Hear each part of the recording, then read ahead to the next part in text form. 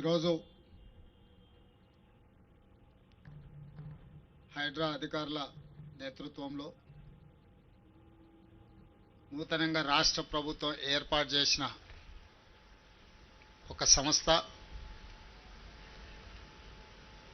ప్రజల సంక్షేమం కోసం, నగర అభివృద్ధి కోసం,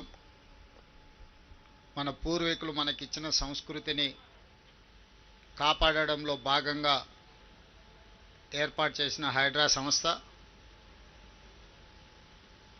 వాళ్ళ విద్యుక్త ధర్మంలో భాగంగా హైడ్రా పోలీస్ స్టేషన్ను ఏర్పాటు చేసుకోవడం జరిగింది.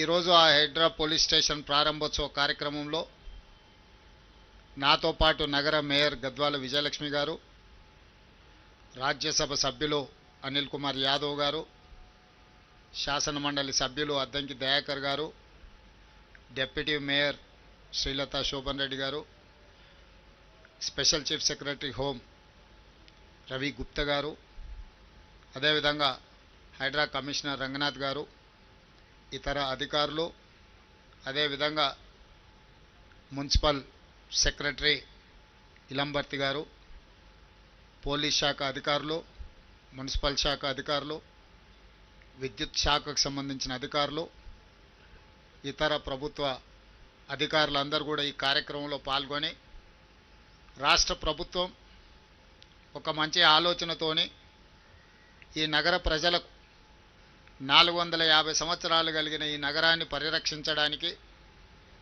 ఈ నగర ప్రజల యొక్క అవసరాలను, ఆర్థిక అభివృద్ధి కోసం తీసుకున్న నిర్ణయాన్ని ఈరోజు మీడియా మిత్రుల సమక్షంలో చర్చించుకొని భవిష్యత్ కార్యాచరణను నిర్ణయించుకోవడానికి ఏర్పాటు చేసిన అధికారులందరినీ కూడా మనస్ఫూర్తిగా నేను అభినందిస్తున్నా. మీకు అందరికీ తెలుసు, స్వతంత్రం వచ్చిన తర్వాత భారతదేశం యొక్క పరిపాలన ఎట్లా ఉండాలి, ప్రజలకు ప్రజాస్వామిక హక్కులనే కాకుండా ప్రాథమిక హక్కులను ఏ విధంగా అందించాలన్న ఆలోచనతోటి ఆనాటి నేషనల్ గవర్నమెంట్ రాజ్యాంగాన్ని పరిరక్షించడానికి, రాజ్యాంగాన్ని రాయడానికి డాక్టర్ బాబాసాహెబ్ అంబేద్కర్ గారి నేతృత్వంలో ఒక కమిటీని ఏర్పాటు చేసి భారత రాజ్యాంగాన్ని మనం రచించుకోవడం జరిగింది. ఆనాడు మనము మన దేశ ప్రజలు స్వీకరించిన భారత రాజ్యాంగాన్ని పరిపాలన క్రమంలో దాదాపుగా 76 సంవత్సరాలలో 100కు పైగా రాజ్యాంగ సవరణలు చేసుకుంటూ సమాజంలో ఉన్న సమస్యలను ఎదుర్కొంటూ ఆ సమస్యల్ని పరిష్కరించుకోవడం కోసం రాజ్యాంగాన్ని సవరించుకుంటూ ప్రపంచ దేశాల ముందు మన దేశం ఒక బలమైన దేశంగా, ప్రజాస్వామిక దేశంగా, ప్రజల యొక్క హక్కులను కాపాడడానికి అవసరమైతే ఎంత సాహసోపేతమైన నిర్ణయమైనా తీసుకుంటామని చెప్పి మన భారత రాజ్యాంగం నిరూపించడం జరిగింది.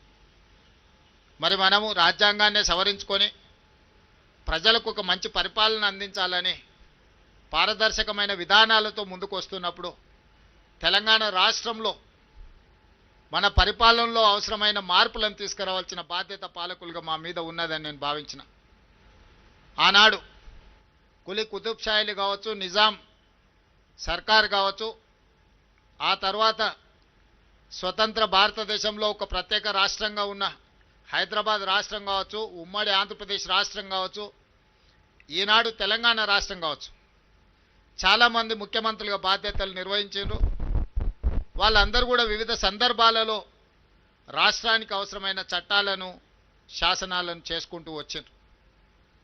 గ్రేటర్ హైదరాబాద్ మున్సిపల్ కార్పొరేషన్ నుంచి హైదరాబాద్ మెట్రో డెవలప్మెంట్ అథారిటీ వరకు రకరకాల సందర్భాలలో రకరకాల నిర్ణయాలను సవరించుకుంటూ ఈరోజు ఒక మంచి పరిపాలన అందించే స్థాయికి మనం ఎదిగినాం. అదేవిధంగా 1908లో ఆనాడు వచ్చిన వర్షాలు, వరదలు నిజాం సర్కార్ ప్రభుత్వాన్ని కదిలించి వేసింది.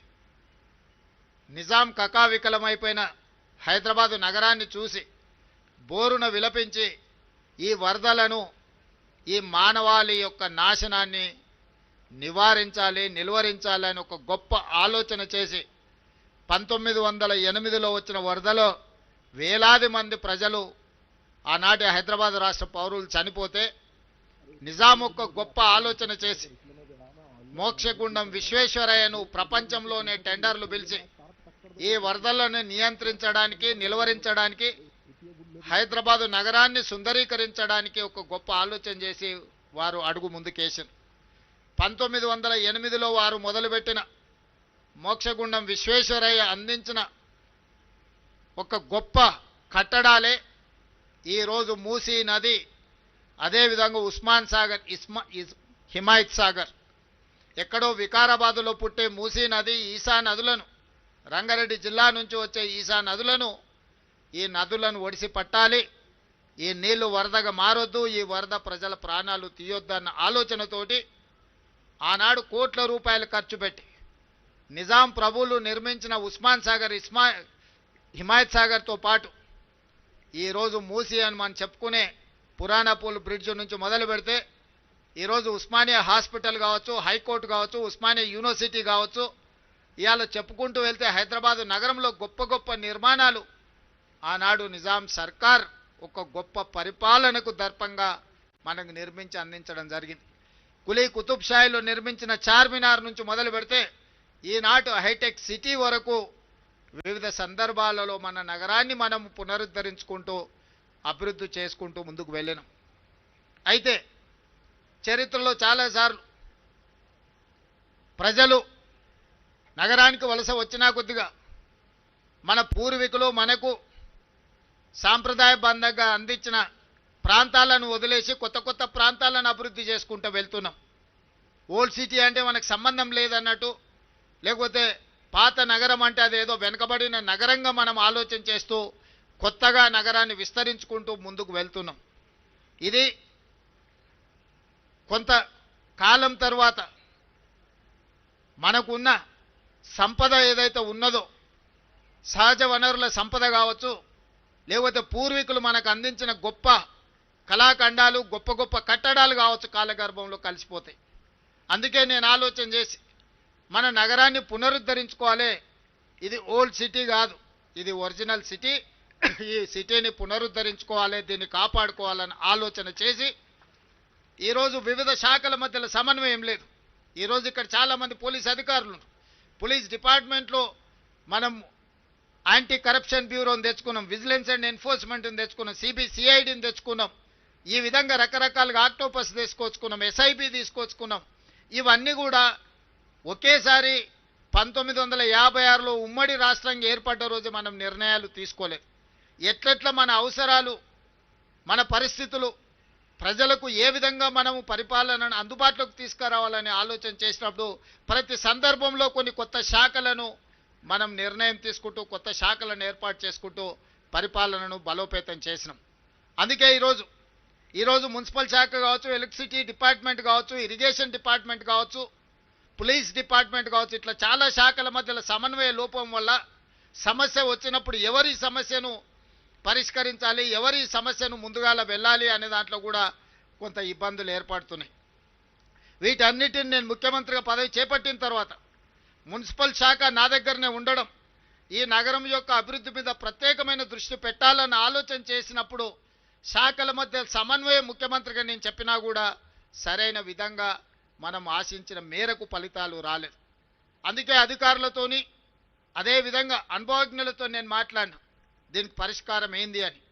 అదేవిధంగా బెంగళూరులో మన జరిగిన సమ్మర్లో 1600-1700 ఫీట్లు బోరేసిన తాగునీళ్లు లేక గొప్పగా అభివృద్ధి చెందిన బెంగళూరు నగరాన్ని నుంచి పెద్ద పెద్ద సంస్థలు వలసలు పోయే పరిస్థితి వచ్చింది.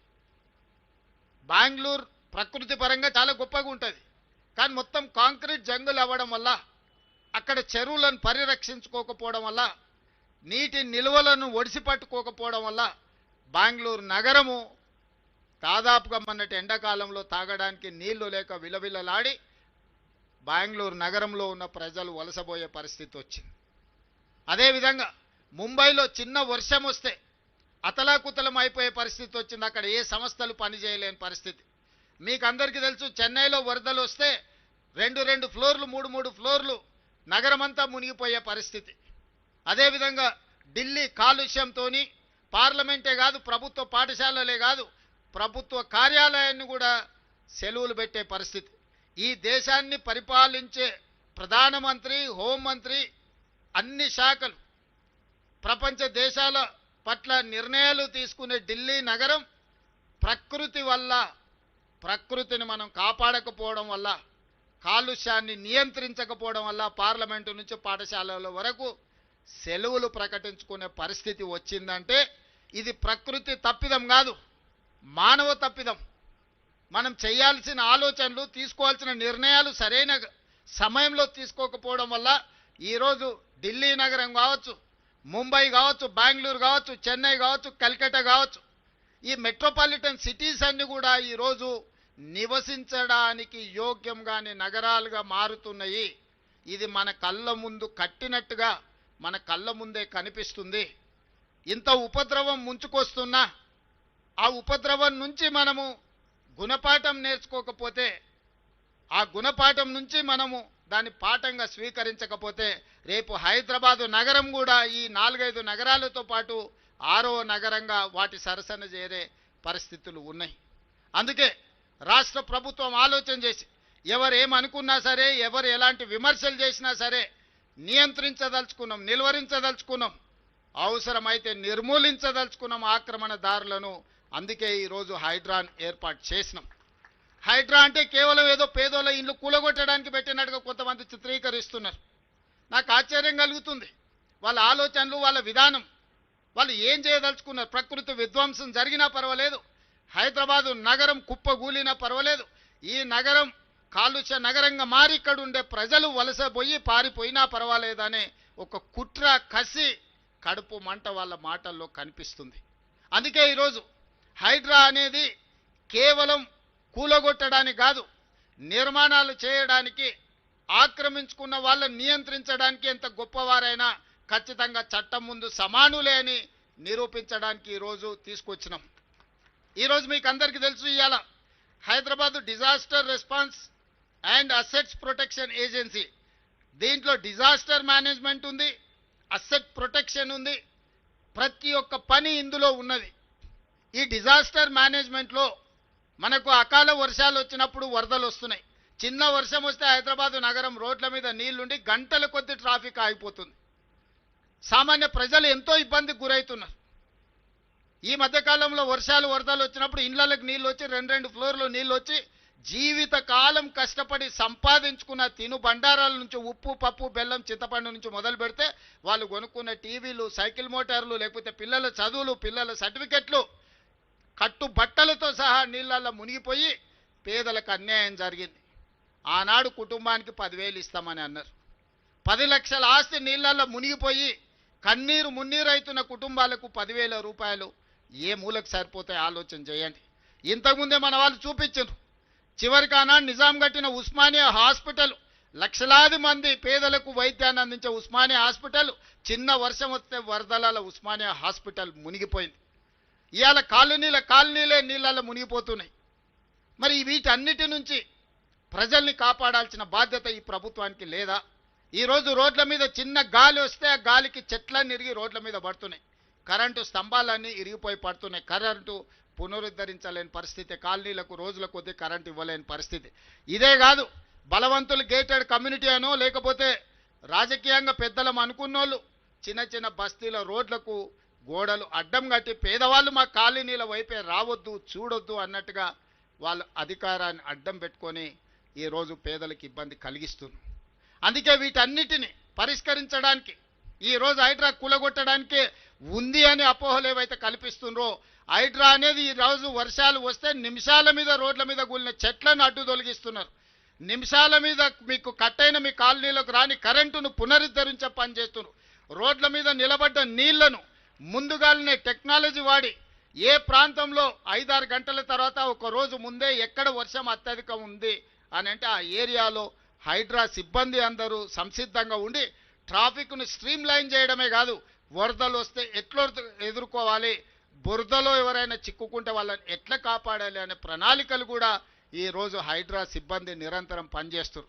ఇవాళ వేలాది మంది హైడ్రాలో పనిచేస్తున్నారంటే ఇవాళ 1,20,00,000 మంది నగరంలో ఉన్నవాళ్ళు Hyderabad outer ring road inside core urban reason ring road లోపల ఉన్న నగరం ఈరోజు 1,20,00,000 మంది ప్రజలు ఉన్నారు.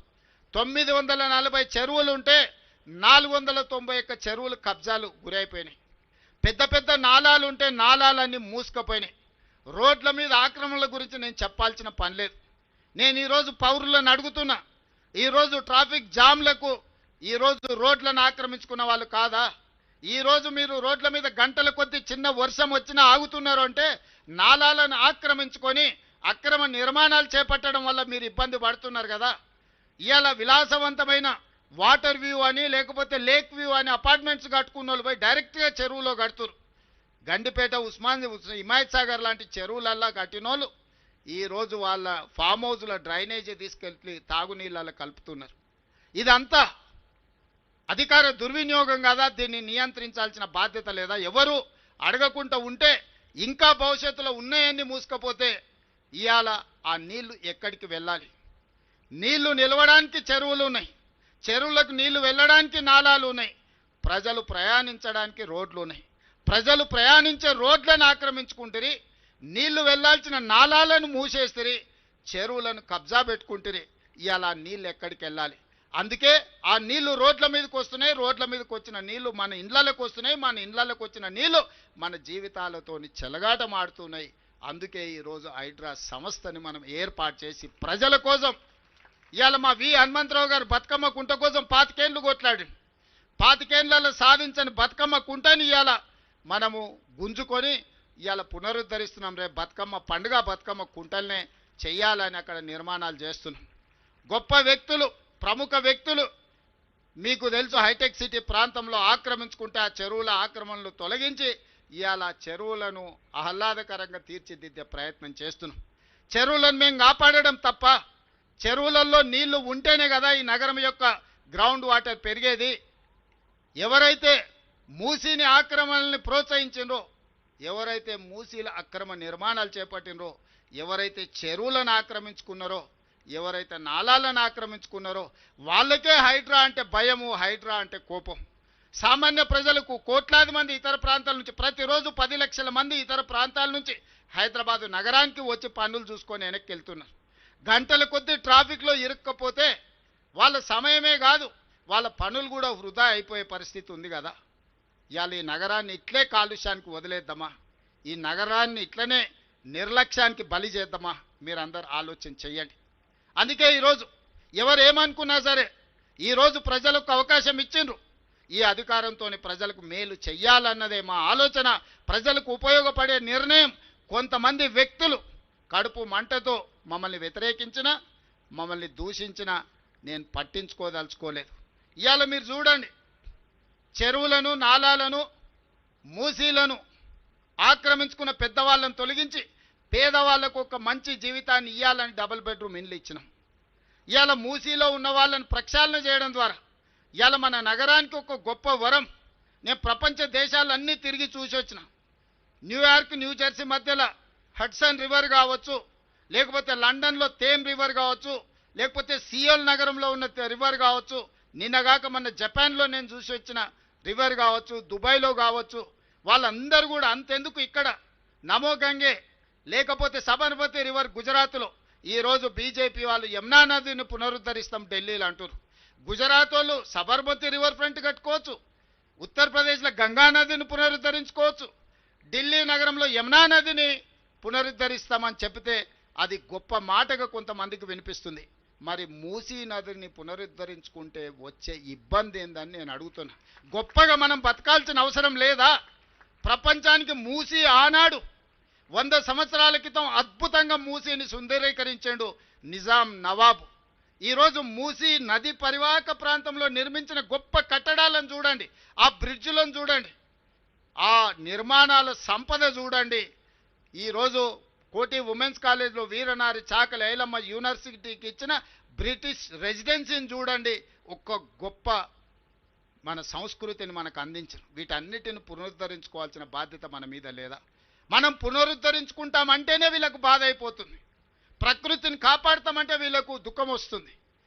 ఇవాళ చెరువులను కాపాడినా, నాలాలను ఆక్రమణలు తొలగించినా, రోడ్ల మీద ఉండే అక్రమ నిర్మాణాలను కూలగొట్టినా ఈరోజు నగరం యొక్క శోభ పెరుగుతుంది, ప్రకృతిని కాపాడుతాం కదా. ఈరోజు మేము మూసీని, చెరువులను, నాలాలను, రోడ్ల మీద అక్రమ నిర్మాణాలను తొలగిస్తే రియల్ ఎస్టేట్ పడిపోతుంది, రేవంత్ రెడ్డి వెట్లగూల కొడతారన్నారు.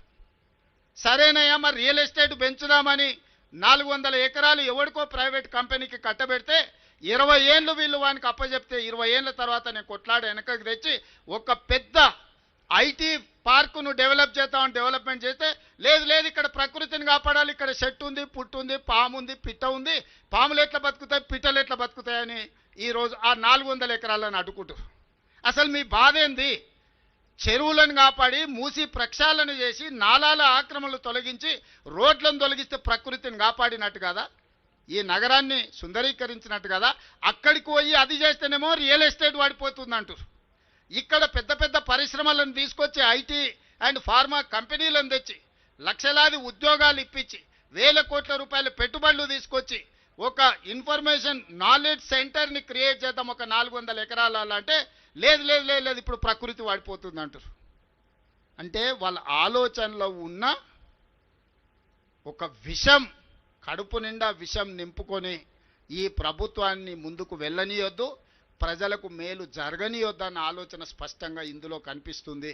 అందుకే ప్రజలే అప్రమత్తం కావాలి. ఈరోజు ప్రజలకే నేను సూచన చేస్తున్నా, ఈరోజు మూసి ప్రక్షాళన చేసుకోవాలన్నా వద్దా మీరు ఆలోచన చేసి నాకు సూచన చేయండి. కబ్జాలు పెట్టుకున్న చెరువులను కాపాడాల్సిన అవసరం ఉందా లేదా? చెరువులను కాపాడకపోతే చెరువుల్లో ఉండాల్సిన నీళ్లు మన రోడ్ల మీదకి మన ఇళ్లలోకి వస్తున్నాయి, ఇట్లనే మునిగి చచ్చిపోదామా? ఈరోజు నీళ్లు ప్రవహించాల్సిన నాలాలలో అపార్ట్మెంట్స్ కట్టుకుంటే ఆ నీళ్ళు ఎక్కడికి వెళ్ళాలి? ఈరోజు వాటిని కాపాడితే ప్రకృతిని కాపాడిన వాళ్ళమైతాం, ఎన్విరాన్మెంట్ని మనము కాపాడిన వాళ్ళమైతాం. ఈరోజు ఎక్కడైతే మన ప్రభుత్వ భూములు ఉన్నాయో అక్కడ మనము ఈరోజు ఫైనాన్షియల్ డిస్ట్రిక్ట్ కానీ నాలెడ్జ్ హబ్ కానీ ఒక 700-800 ఎకరాలలో మనం అభివృద్ధి చేస్తే ఆనాడు కాంగ్రెస్ పార్టీ ఈరోజు లక్షలాది ఉద్యోగాలు వచ్చినాయి, వేలాది కోట్ల రూపాయల పెట్టుబడులు వచ్చినాయి.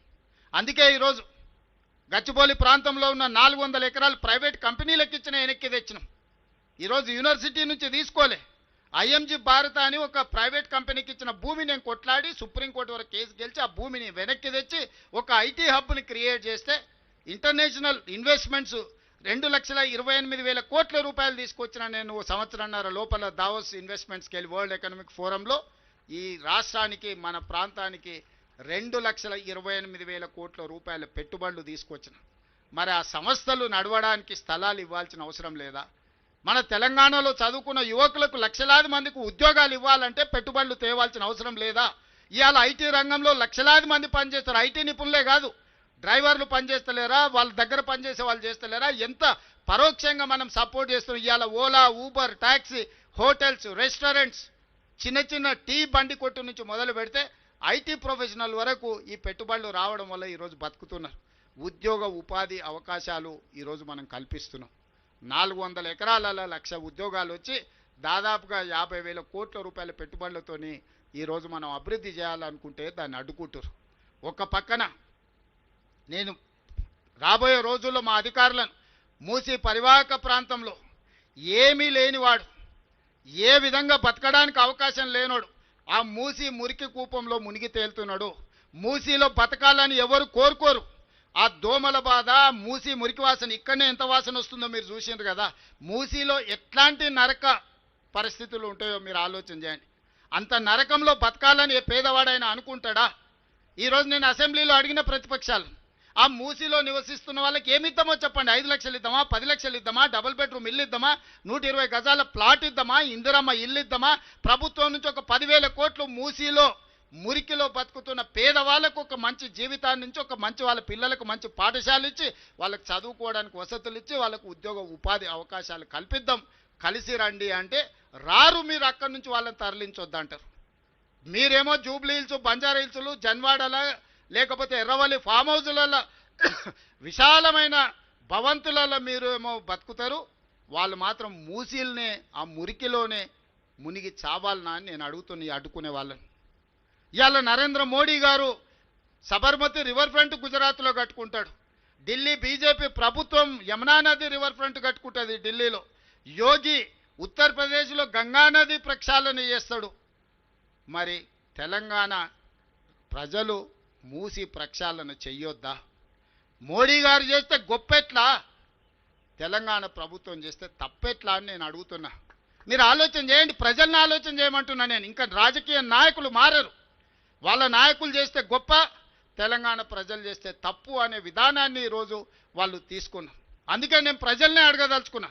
తొందరలోనే ప్రజల దగ్గరికి మా అధికారులను, మా ప్రజాప్రతినిధులను పంపిస్తాం. మా నగరంలో ఉన్న మా అనిల్ యాదవ్, మా మేయర్ను, మా డిప్యూటీ మేయర్ను, మా ఎమ్మెల్సీలను, మా దయాకర్ని, అందరిని, మా పొన్నం ప్రభాకర్ని మూసి పరివాహక ప్రాంతంలో ప్రజలతో ఆత్మీయ సమ్మేళనం ఏర్పాటు చేస్తా. వాళ్ళ జీవితాలకు ఒక మంచి వెలుగునివ్వాలనుకుంటున్నాము. ఇవాళ మనం ఫ్యూచర్ సిటీ అని ఒక గొప్ప నగరాన్ని నిర్మించుకోవాలనుకుంటున్నాం. కావాలంటే వాళ్ళందరికీ ఇతర ప్రాంతాల్లో ఇండ్ల పట్టాలిచ్చి వాళ్ళకి ఇండ్లు ఇస్తాము. మూసీలో ఎందుకు ఆ మురికిలో బ్రతకాలి? ఒకవేళ అవసరం అనుకుంటే ఆ ప్రాంతంలో ప్రతి 5 కిలోమీటర్ ఒక క్లస్టర్గా చేసి ఎక్కడ ప్రభుత్వ భూములు ఉంటే అక్కడ అపార్ట్మెంట్స్ కట్టి వాళ్ళకి ఇండ్లు ఇస్తాము. ఒక 400 ఫీటో 500 స్క్వేర్ ఫీటో కట్టిస్తే ఆ మురికిలో గుడిసేసుకొని బతుకునే కంటే కుటుంబంతో గౌరవంగా బ్రతకడానికి అవకాశం ఉంటుంది కదా. వాళ్ళు వాళ్ళ పిల్లల్ని మంచిగా చదివించుకోవద్దా? వాళ్ళ జీవితాలలో వెలుగు రావద్దా? వాళ్ళు బాగుపడొద్దా? ఏంది కక్ష? నా మీద ఉంటే ఉండొచ్చు, నాతో కొట్లాడుండ్రా. పేదోళ్ళ మీద ఏంది మీ ప్రతాపం? పోయి ఒకరోజు మూసీలో వండుకుంటామన్నారు. ఎవరైనా మూసీలో వండుకున్నారా? వాళ్ళ పార్టీల కార్యకర్తలలో 3వ అంతస్తులో పోయి అపార్ట్మెంట్లలో నిద్రపోయారు. మూసీలో పండుకోండి, మూసీ పక్కన మంచం వేసుకొని పండుకోరి. ఆ చాదరగట్టు బ్రిడ్జ్ పక్కన ఈ నుంచి ఆడికి కనిపిస్తుంది, వరుసగా అట్లా పండుకోరి. అంబర్పేటలో శ్మశాన వాటిక ఉంది మూసీ పక్కలనే. ఒక 4-5 రోజులు అక్కడనే ఉండండి, అక్కడనే భోంచేయండి, మీకు తెలుస్తుంది ఆ బాధ ఏందో దుఃఖం ఏందో. అందుకే ఈ వేదిక మీద నుంచి ఈడున్న వాళ్ళకంటే వింటున్న వాళ్ళందరికీ నేను చెప్పదలుచుకున్న, హైదరాబాద్ నగరాన్ని ఆనాడు నిజామే అంత గొప్పగా ఉస్మాన్ సాగర్, హిమాయత్ సాగర్ కట్టి మూసి ప్రక్షాళన చేసి మూసి పరివాహక ప్రాంతంలో అద్భుతమైన కట్టడాలతోని ఉస్మానియా యూనివర్సిటీ నుంచి మొదలు పెడితే ఉస్మానియా హాస్పిటల్ వరకు, హైకోర్టు వరకు, సిటీ కాలేజ్ వరకు, చార్మినార్ ప్రాంతంలో ఉన్న వ్యాపార సంస్థల్ని వారు మనకు ఒక గొప్ప వారసత్వ సంపదగా ఇచ్చిండు. ఈ వారసత్వ సంపదను కాపాడుకొని నగరాన్ని మనం పునరుద్ధరించుకోవాలి. ఇదంతా వదిలేసి కొత్తది నిర్మించుకుంటూ పోతే పాత వారసత్వ సంపద ఏం కావాలి? అందుకే వారసత్వ సంపదను కాపాడుకుంటూ ప్రకృతిని మనము కాపాడుకుంటూ మన నగరాన్ని అభివృద్ధి చేసుకుందాం. ఈ అభివృద్ధిలో భాగంగా హైడ్రా భాగస్వామి అవుతుంది. హైడ్రా అధికారులకు కూడా నా సూచన, మానవీయ కోణంలో మీరు వ్యవహరించాలి. పేదల పట్ల సానుభూతితో ఉండాలి, పెద్దల పట్ల కఠినంగా ఉండాలి. పేదల్ని పెద్దల్ని మీరు ఒకే తాటి మీద కట్టకండి. పేదలను ఏదైనా అనుకోని పరిస్థితుల్లో ప్రభుత్వ భూమిలో కానీ లేకపోతే చెరువులలో కానీ నాలాలో ఉంటే వాళ్ళకి ప్రత్యామ్నాయం చూపిద్దాం. ఈ ప్రభుత్వం ఉన్నదే పేదల కోసం, మంచి పరిపాలన అందించడం కోసం. మీరు లిస్ట్ అవుట్ చేయండి. హైడ్రా అధికారులకు నేను స్పష్టంగా చెప్తున్నా, చాలా పెద్ద సామాజిక బాధ్యతలో ఉన్నారు హైడ్రాలో పనిచేసే ప్రతి వ్యక్తి. ఈరోజు కమిషనర్ నుంచి మొదలు పెడితే కింది స్థాయి వరకు ఉన్న సిబ్బందికి నేను సూచన చేస్తున్నా, ఇది ఒక గొప్ప బాధ్యత. ఇదేదో ఉద్యోగం కాదు, ఇది క్యాజువల్గా పనిచేస్తే కుదరదు. దీనికి కొంత మానవీయ కోణాన్ని తోడు చేయండి. పేదలకు ప్రత్యామ్నాయం ఎట్లా చూపిద్దామో ఆలోచన చేయండి. ప్రణాళికలు తీసుకొని రండి, పేదల్ని ఆదుకుందాం. ప్రభుత్వం సిద్ధంగా ఉంది పేదలకు న్యాయం చేయడానికి. పెద్దల పట్ల మాత్రం కఠినంగా వ్యవహరించండి. పెద్దల్ని ఎవరు మీకు ఎంత ఒత్తిడి వచ్చినా పెద్దల గురించి మీరెవరు ఆలోచన చేయాల్సిన పని లేదు. మీ ముఖ్యమంత్రి మీతోని ఉన్నాడు. కఠినంగా పెద్దల పట్ల వ్యవహరించండి. పేదల పట్ల మానవీయ కోణంలో పేదలను ఆదుకుందాం. పేదలకు ప్రత్యామ్నాయ ఏర్పాట్లు చేద్దాం. అది మూసీ నది కావచ్చు, గండిపేట చెరువు కావచ్చు, లేకపోతే నాలాలు కావచ్చు, వేటినైనా పేదలను గుర్తించండి. పేదలకు ప్రత్యామ్నాయంగా వాళ్లకు ప్రభుత్వం అన్ని వసతులను ఏర్పాటు చేస్తుంది. వాళ్ళ పిల్లల చదువులకు కానీ, వాళ్ళ వ్యాపారాలకు కానీ, లేకపోతే వాళ్ళకు ఉద్యోగ ఉపాధి అవకాశాలు కల్పించి ముందుకు వెళ్తాం. మీడియా మిత్రులకు కూడా నా విజ్ఞప్తి, ఈ నగరాన్ని కాపాడుకుంటే ప్రకృతిని మనల్ని కాపాడితే ప్రకృతి మనల్ని కాపాడుతుంది.